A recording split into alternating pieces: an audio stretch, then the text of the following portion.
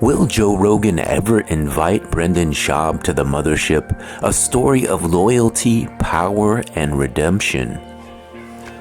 In the world of comedy, few stages hold more weight right now than Joe Rogan's comedy mothership in Austin, Texas.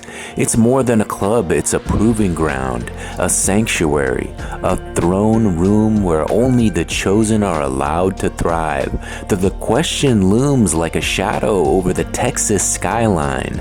Will Brendan Schaub ever be invited on stage at the mothership? And if he's not, what does that really mean? This isn't just about stand-up, it's about friendship, power, forgiveness, and the quiet politics of a very loud business. Part 1. The history. Brendan Schaub and Joe Rogan go way back. Rogan was a mentor, a big brother, a kingmaker who told Brendan to hang up the gloves after his UFC career and light up the mic instead. That advice gave birth to The Fighter and the Kid, Schaub's comedy career, and a whole new life.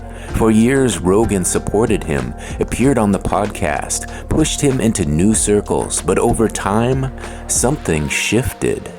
The invites slowed, the shoutouts disappeared, and then came the big move. Joe builds the comedy mothership, and Schaub isn't on stage. Part 2. The mothership's gate. The mothership isn't just a venue, it's a filter. It's where Rogan showcases the best of the best. Comedians he respects deeply, killers, legends, podcasters turned prophets. Names like Shane Gillis, Mark Norman, Tony Hinchcliffe, and even Brian Callen. But Schaub? Silence. Is it because of his stand-up? Critics have been harsh. Some say he hasn't put in the time, hasn't honed the craft. Others whisper that Rogan distances himself when a friend becomes a liability. The Carlos Mencia debacle, the Ari Shaffir rift, Rogan's track record shows he protects the craft and his circle with military precision. Could Schaub's controversies, Reddit ridicule, joke theft allegations, comedy missteps be enough to disqualify him from the mothership? If no invite ever comes, Brendan may be stuck in a comedic purgatory, respected by fans but never quite embraced by former mentor's new kingdom. Part 3. What if he's invited? Now let's flip the coin. What if Joe invites him? A single set at the mothership could be a career reset, a blessing, a signal to the comedy community that Brendan is back in the fold. It would be seen as Rogan extending a hand saying, "I still believe in you." That could change everything. Podcast collaborations restart, other comedians stop freezing him out, and most importantly, the audience gives him a second chance. In comedy, perception is currency, and Joe's endorsement would double Schaub's value overnight. But it hasn't happened yet. Part 4. The elephant in the green room. Would Brendan ever confront Joe publicly about the silence? Highly unlikely. Rogan's brand is too powerful. His influence is too broad. Publicly questioning him could come off bitter, or worse, desperate, and Brendan knows that. He's walked the edge before with impulsive takes and friendly fire episodes on podcasts. A confrontation wouldn't just burn a bridge, it could incinerate it. In Austin, comedy is a network, and Joe is the nucleus. And then there's the Chris D'Elia factor, the quiet storm no one really talks about out loud. As of now, Chris has not performed at the mothership, not once. Not a guest set, not a drop-in. Despite being a once-beloved peer in Rogan's circle, D'Elia's fall from grace in 2020 amid serious allegations fractured his standing in the comedy world. While Chris denied criminal wrongdoing, the public damage was done, and Rogan, who has kept his distance ever since, never publicly vouched for him. So when Brendan doubled down on his friendship with Chris, not just privately, but publicly by launching the Golden Hour podcast with D'Elia and Eric Griffin, many saw it as a subtle split from Rogan's code.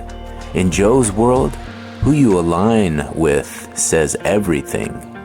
And for someone like Brendan, already on shaky ground in the court of comedy credibility, that move has been the final quiet signal to Joe.